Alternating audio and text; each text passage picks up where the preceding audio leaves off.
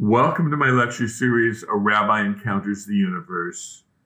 Lecture 3, Can I be a philosophical scientist? Can one mix philosophy and science? There was a group that said no. There was a group that was very, very active in Vienna in the middle of the 20th century, known as the Vienna Circle, also known as the logical positivists or the logical empiricists. And they taught that there's only two kinds of knowledge that we could have. There's logical knowledge, things we know just by thinking about the universe, like mathematics, logic, something can be both true and false, definitions. A triangle has three sides, or the classical example, a bachelor is an unmarried man.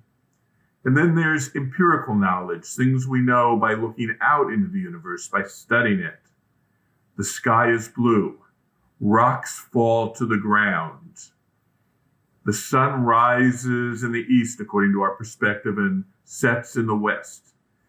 And this is empirical knowledge, but there are all kinds of things we cannot know. We cannot know about God or metaphysics or ethics or aesthetics, beauty.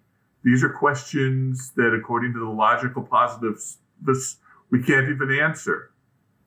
Ludwig Wittgenstein, probably the most brilliant philosopher of the mid-20th century, said, about that which we cannot speak, it is best that we remain silent.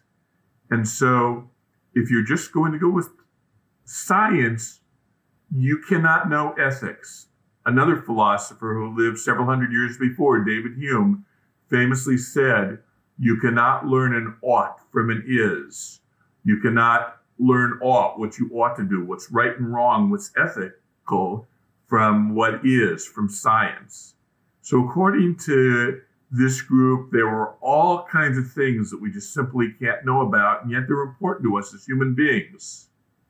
Now, Ludwig Wittgenstein gave up being a philosopher for a number of years. He went off and became a school teacher. In all honesty, he was a better philosopher than a school teacher. And fortunately for philosophy, he came back and he rejected the whole logical positivist approach and came up with a new approach to philosophy that he called shared language. Shared language says within the context of a community, there are things we can talk about and that we have to talk about. We have to talk about God and ethics and the soul and right and wrong and beauty. And these things all make sense within the context of a community. He said there's no such thing as a private language. Language is shared. And if I talk to other people about what's right and wrong within the context of a community, that makes sense. So I believe that the Vienna Circle was wrong. I believe it is possible to be a philosophical scientist.